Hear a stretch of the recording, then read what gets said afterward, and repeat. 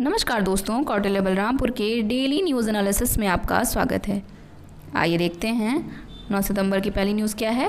NASA के oxygen पैदा करने वाले प्रयोग मॉक्साई ने मंगल मिशन पूरा किया। नासा ने कहा कि परसेवरेंस रोवर पर उसके ऑक्सीजन पैदा करने वाले प्रयोग ने अपना मिशन सफलतापूर्वक पूरा कर लिया है। MOXIE यानी Mars oxygen in C2 resource utilisation experiment नामक उपकरण ने 16वीं और अंतिम बार ऑक्सीजन उत्पन्न की। CO2 को ऑक्सीजन में बदलना जो भविष्य में मंगल ग्रह पर मानव मिशन के लिए मार्ग प्रशस्त करने में मदद कर सकता है। 2021 में परसेवरेंस के मंगल ग्रह पर उतरने के बाद से मॉक्साई ने कुल 122 ग्राम ऑक्सीजन उत्पन्न की है। लगभग एक छोटा कुत्ता 10 घंटे में सांस ले सकता है। अपनी सबसे कुशल स्थिति में मॉक्साई 1 घंटे में 12 ग्राम ऑक्सीजन का उत्पादन करने में सक्षम था। उपकरण के लिए नासा के मूल लक्ष्यों से दोगुना 98% शुद्धता या बेहतर अपने 16वें दौर में उपकरण ने 9.8 ग्राम ऑक्सीजन बनाई।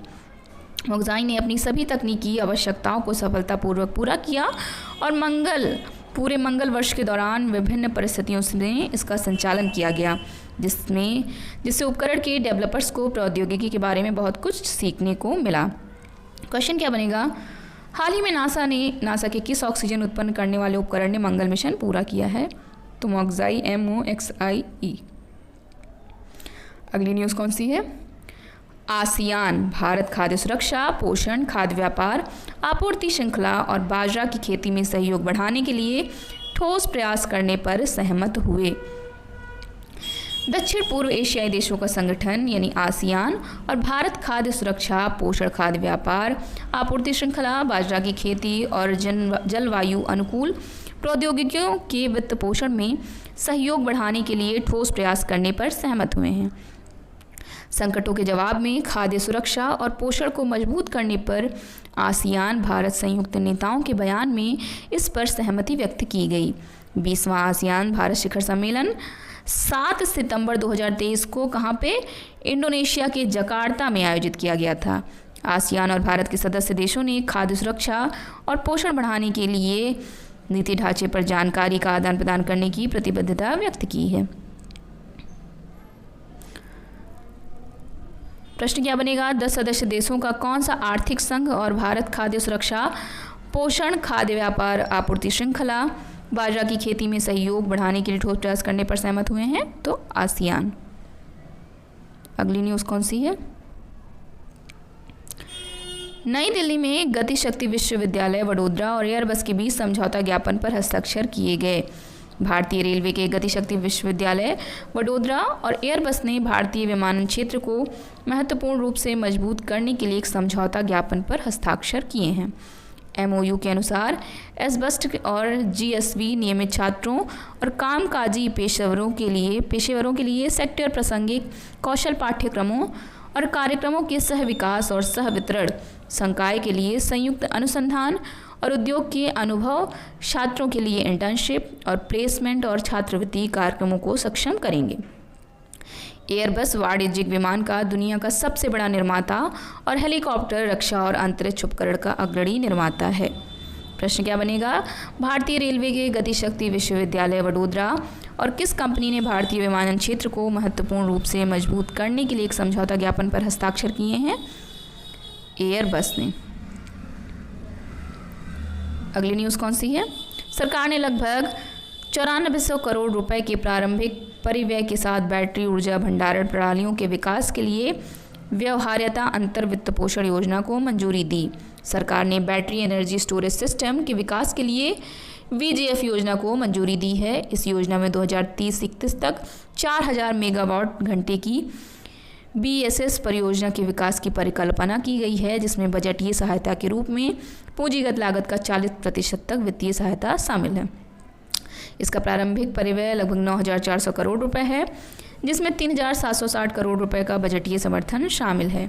यह सुनिश्चित करने के लिए कि योजना का लाभ उपभोक्ताओं तक पहुंचे, BESS परियोजना क्षमता का न्यूनतम 85% वितरण कंपनियों को उपलब्ध कराया जाएगा।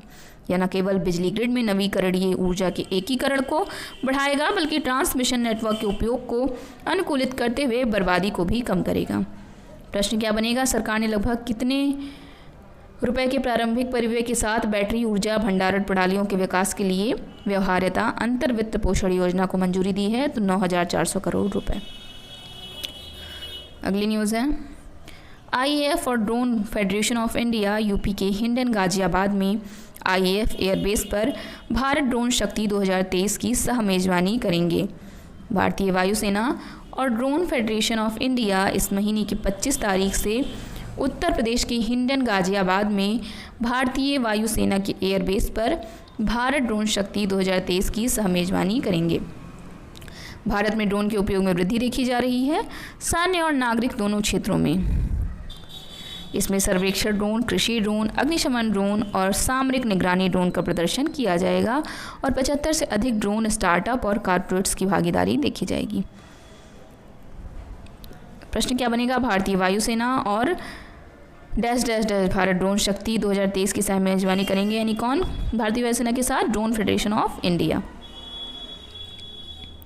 अगली न्यूज़ कौन सी है, IREDA ने यूनियन बैंक ऑफ इंडिया और बैंक ऑफ बड़ौदा के साथ समझौता ज्ञापन पर हस्ताक्षर किया।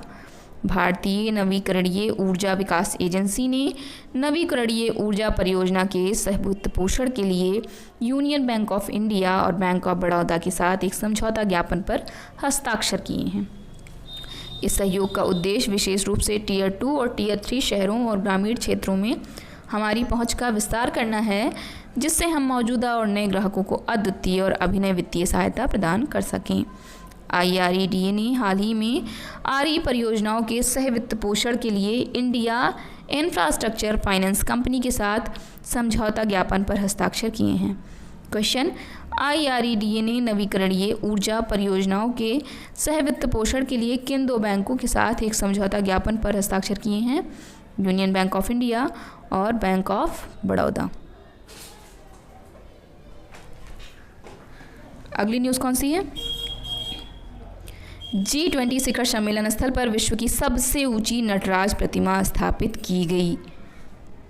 दिल्ली में G20 शिखर सम्मेलन के आयोजक स्थल भारत मंडपम में दुनिया की सबसे ऊंची नटराज प्रतिमा स्थापित की गई है।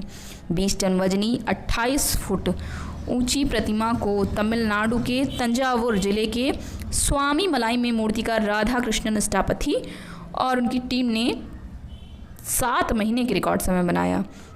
मूर्ति का निर्माण पारंपरिक ढलाई विधि का उपयोग करके अष्ट धातुओं में किया गया था। प्रतिमा को 4 दिनों में राष्ट्रीय राजधानी तक पहुंचाया गया। G20 क्या है, इसका गठन 26 सितंबर 1999 को हुआ और ये एक अंतर्राष्ट्रीय संगठन है। उद्देश्य इसका वैश्विक अर्थव्यवस्था में प्रमुख मुद्दों पर चर्चा करने के लिए व्यवस्थित रूप से महत्वपूर्ण औद्योगिक और विकासशील अर्थव्यवस्थाओं को एक साथ लाना है। 20 सदस्य हैं, तब देखिए G20 नाम है। अध्यक्ष नरेंद्र मोदी अवलंबी और इस समय भारत के प्रधानमंत्री इसके अध्यक्ष हैं। क्वेश्चन क्या है, दिल्ली में G20 शिखर सम्मेलन स्थल भारत मंडपम में दुनिया की सबसे ऊंची नटराज प्रतिमा की ऊंचाई कितनी है, तो 28 फुट है। अगली न्यूज़ कौन सी है, चंद्रयान 3 की उल्टी गिनती के पीछे आवाज़ उठाने वाले इसरो वैज्ञानिक एन वलारमथी का निधन हो गया। इसरो के लॉन्च काउंटडाउन के पीछे वैज्ञानिक और विशिष्ट आवाज़ उठाने वाली एन वलारमथी का निधन हो गया। उन्होंने आवाज़ के पहले सफल मिशन चंद्रयान 3 के प्रक्षेपण में आवाज़ उठाई, जो अंततः उनका अंतिम मिशन बन गया। 14 जुलाई के कार्यक्रम के दौरान वलारमथी को रॉकेट लॉन्च के लिए उल्टी गिनती देते हुए सुना गया था और वह लगभग 6 वर्षों तक इसरो लॉन्च के लिए आवाज़ नहीं थी। उनका आखिरी घोषणा 30 जुलाई को था, जब PSLV C56 रॉकेट 7 सिंगापुरी उपग्रह को लेकर रवाना हुआ था।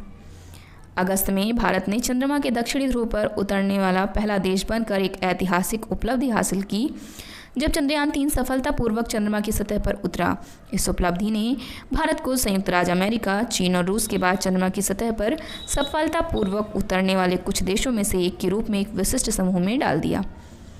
क्वेश्चन क्या बनेगा, उस वैज्ञानिक का नाम बताइए जिनकी इसरो के लॉन्च काउंटडाउन के पीछे विशिष्ट आवाज़ थी, जिनका निधन हो गया है, तो एन वलारमथी। अगली न्यूज़ कौन सी है?